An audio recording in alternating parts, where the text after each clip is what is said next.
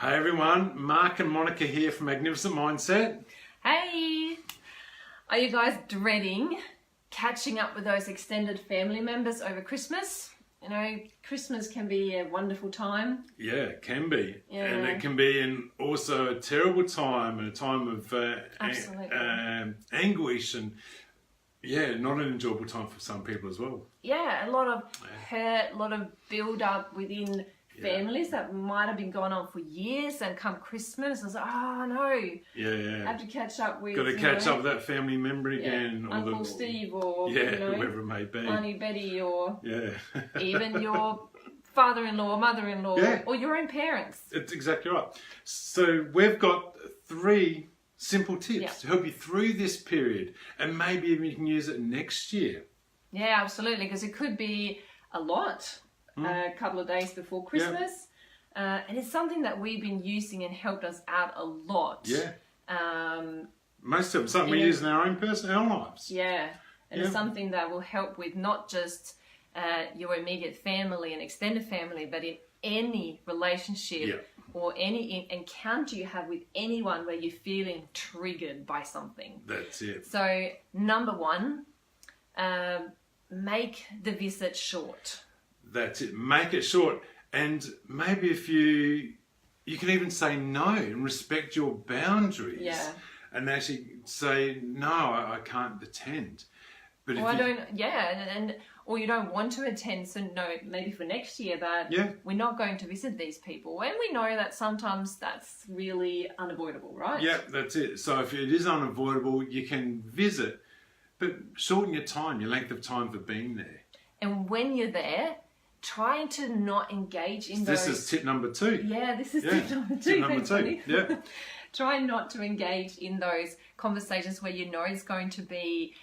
it's going to trigger some stuff where you know, oh no, we're going down this like slippery slope, and you know, he's going to get angry and I'm going to get angry, and it's on. So don't engage in that. Yeah, you can engage, but you can just listen and let it sort of just wash over you. Correct. And go, you know what? I'm going to zip it, and I'm not going to say much here. And the best part about that is when you do leave, how good you feel, because you actually feel empowered because you didn't buy into it, and you didn't allow it to trigger you. And that's one of the key tips, not allowing it to trigger you, so don't buy into it.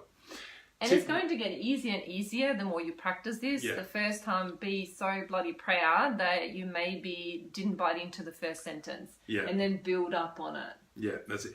And tip number 3. Yeah, and this is something probably a little bit more deeper. Yeah. And this has absolutely been a godsend for both of us. Yeah. And something that's helped us in so many conversations and situations. So the reason why we get triggered by any conversation or any moments that happens is stuff that's happened when we were little. So we make a meaning to an event that happened many, many years ago when we were sort of meaning-making machines, and we took it all in, and it could have really meant anything. And so did everyone else, by the way. Correct. So when someone is saying stuff or they're doing something, looking at them in a different way. So instead of looking at them as they are right there, doing whatever they're doing or saying. And they're taking it personal, thinking that they're actually doing it intently to hurt you. Yeah. Look at them as if they're that little boy or little girl, and you just get this new perspective, and you look at them differently, and you actually know it's their stuff. Yeah, because they're sort of shit that kind of bumps with our shit, and then sort of that's when it explodes. It starts to grind you. It starts to actually grind your gears. And when you can actually take a little step back and go, hang on, that's their stuff. Yeah. You you don't get affected by it. And again, you feel empowered and pretty chuffed with yourself, knowing that you actually didn't buy into whatever was going on. Yeah, so knowing that, looking at them, knowing that this is the little boy or girl that's triggered by something, and they're coming at you with this same old stuff. Yeah. Try to look at them differently, going, you know what? That's a very hurt little boy or girl, and they can't help it. They don't know what they don't know.